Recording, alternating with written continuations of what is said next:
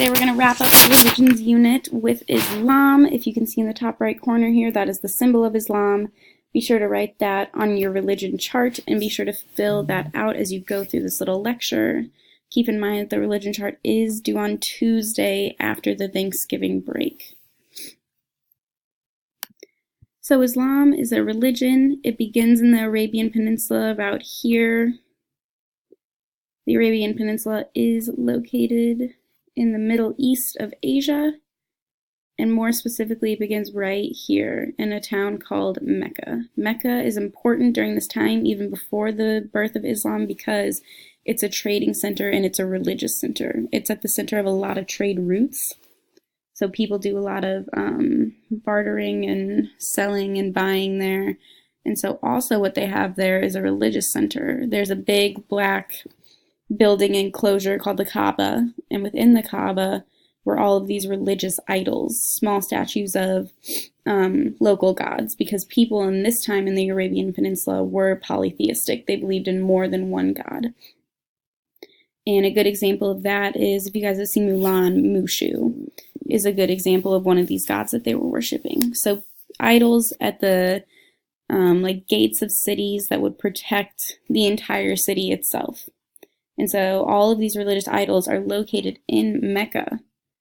And so people would come from all over to visit these things. And people in Mecca really enjoyed that this was happening in their city because they made a lot of money from it. Because when you're traveling from wherever, you have to stay in Mecca. So you have to pay for a room at an inn. You got to pay for food while you're there. You're spending money.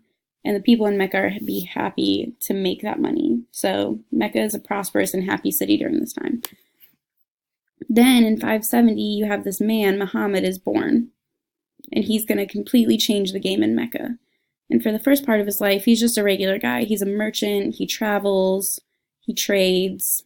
But along his travels, he meets Christians and Jews. And the important part about that is that these are people who are monotheistic. They only believe in one God. And Muhammad looks at them and thinks, that's a really good idea. I really like that. I think I'm going to start doing that. And so one day this angel Gabriel, the same Gabriel from the Jewish and Christian religion, comes to Muhammad and says, it's your turn. You're this new prophet. Please preach messages from Allah, who is the God in Islam. And it's the same God from Judaism and Christianity, but with a different name. So in Judaism, it's Yahweh. In Christianity, it's God. In Islam, it's Allah. And so this angel comes and says, preach the message of Allah. Allah is going to tell you the word. You're going to write it down. And he writes it down in what is called the Quran, or the sacred text of Islam. And so in Mecca, Muhammad starts going around and preaching this thing. Like, there's only one God. We all need to know this. We need to stop worshiping false idols. And people get really mad at Muhammad because they're saying, look, like, we have believed in these things for a really long time, and we're making a lot of money off of people coming to visit the Kaaba. So you're going to ruin us with our religion, and you're going to ruin us economically. So people really, really don't like Muhammad in Mecca. And so what they do is threaten to kill him. And so Muhammad takes his family, and they flee, and they go to this little city called Medina, which is north of Mecca. And in Medina, at first, really only his wife supports him. But as time goes on, he starts preaching his word more. He starts getting a little bit of a following. And once his following is amassed to a large enough number, he goes back to Mecca. He goes to the Kaaba, where all the idols from the polytheistic religion are, and he smashes them. And he says, the Kaaba is for Allah. This is for him now. Mecca is a city of monotheism. And so now Mecca has become a city that worships Allah. And up here you see this that says, why no pictures, Mrs. West? And the thought in Islam is that pictures are perishable. So there's no pictures of God in Islam. And you can't even write out the word God because the writing can be destroyed. For example, if you write God on a building, the building can be knocked down. If you write it on a piece of paper, the piece of paper can be burned. There's no pictures of Muhammad because it would be like worshiping Muhammad over God. If you're taking all the time to paint a picture of Muhammad, you could have been spending that time worshiping Allah, is the thought. And so the basic ideas of Islam itself is Arabic. It means achieving peace through submission to God. That's the main belief of Islam. The way you get to heaven, which is the main goal of the religion, is to be submissive and listen to Allah. The people who follow this religion are called Muslims. They are not called Islams. Muslims are people who follow the religion of Islam. And as I said earlier, everything is recorded in the sacred text. Everything that Allah told Muhammad is written in the Quran, which is the sacred text of Islam. And the Quran is only written in Arabic. It's only written in Arabic because that's how it was told to Muhammad from Allah. And if you translate it, you lose a lot of the meaning. Like if you guys take another language, things don't always translate very literally. And so it would lose a lot of the meaning. So to be a follower of Islam or to be a Muslim, you have to learn Arabic to be able to read the Quran. One of the other main beliefs of Islam is the 5 pillars of Islam. A pillar, if you guys know, is something that structurally holds up a building like a column. And that's exactly what the 5 pillars of Islam do. They're what supports the religion. So the first pillar is profession of faith, meaning there's no God but Allah, and Muhammad is his messenger. A lot of people profess their faith by naming their sons or changing their names to Muhammad. A very good example of this is the wrestler Muhammad Ali. He was not born Muhammad. He changed his name to Muhammad as he became a Muslim to show that, yeah, I love God so much that I'm going to name myself Muhammad to show you how important my religion is to me. And then the second is 5 daily prayers facing Mecca. If you can see, this is a prayer rug on the bottom left here, and there's an arrow on it that points to Mecca. Up here is from when Mrs. West went on vacation, and this too. So it shows you when you're in your hotel which way Mecca is, so you can face and pray to Mecca. And a lot of people have like an app on their phone that tells them which way Mecca is. So when it's time to pray, they get a little ding, ding, ding on the app, and then they'll go, they'll pray, and they'll come back and do whatever they were doing before. And 5 daily prayers may sound like a lot, but in Christianity, people are supposed to pray 5 times a day too. When you wake up, before every meal, which is normally 3, and then before you go to bed.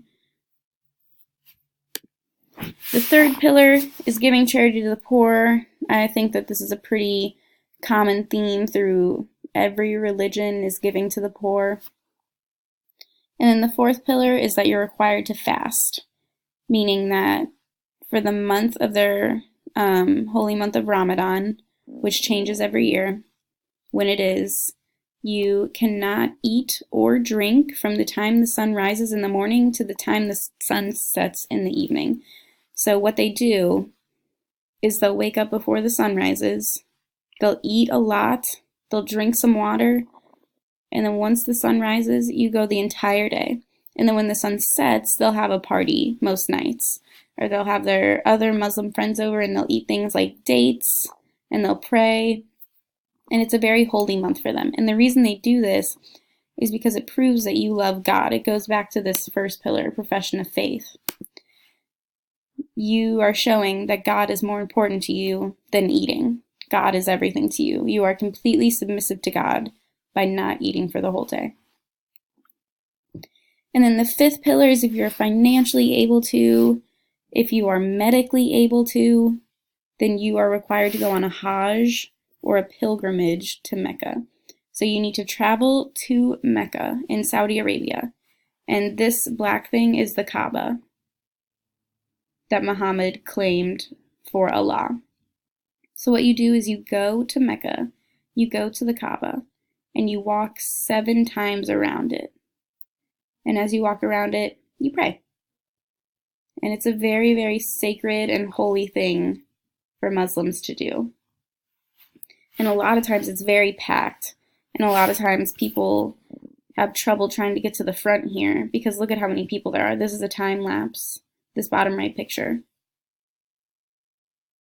People are just flooding to get there. And it's especially crowded on Friday, which is the holy day of Islam. And then this picture on the left shows you the mosque that it is in. A mosque is the holy place of worship for Muslims. And then this black thing in the back here is the Kaaba. So it's very big. So you walk 7 times around it, and it goes back to this first pillar of professing your faith to Allah. I love God so much that I'm going to pay to go to the Kaaba, however far away I am. I'm going to walk 7 times around it, and I'm going to pray. Because this is the most holy site for Muslims, is the Kaaba in Mecca. And so eventually in the religion of Islam, we get a split. There's mainly 2 sects or divisions of the religion. The first is Sunnis, meaning that the successor to the Prophet Muhammad have to be spiritual, not blood related to Muhammad. So very similar to how a Christian priest believes that Jesus is the Savior. These people just need to know that Muhammad is the prophet and Allah is the God. And then you can be a priest in this sect. Shias are a little bit more hardcore. They think that God blessed Muhammad's descendants, more frankly, his son-in-law.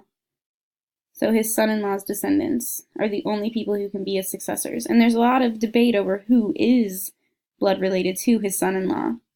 And so it's a little bit tricky. And it's hard because not many people are blood related to this person. So the Shias are a little more hardcore. The Sunnis are a little more open and willing to accept other religions. Shias, not so much. Jihad is a word that we hear in Islam, and I think it has a bad connotation or a bad sound to it when you hear it, but it literally just means struggle for faith. So the struggle to defend the Muslim community, the struggle to convert people to Islam, and also, yes, holy war. But the thing that we have to keep in mind about holy war is that most religions have become involved in holy war, like Christians and the Crusades. And so when we think about jihad, I think it's important that we can't think about it in a way that is only connected to terrorism, because terrorism are a very, very, very small percentage of people in the Islam community. Very similar to how the Westboro Baptist Church in Kansas is a very, very small percent of Christians. They're the people who are very anti-LGBTQ. They're the people who are very anti-military, anti-many things. They're a very small percentage of the Christian population. Terrorists are a very small percentage of the Muslim population. And so to conclude, Islam spreads, it booms. This is where it begins in Mecca, and it just travels along trade routes. And today, it is still most popular in these Middle Eastern countries. So that is everything you need to know about Islam. If you have questions, please feel free to email me. I check my email once a day over break, so shoot me something if you have a question. Make sure your religion chart is done by Tuesday. Have a good break.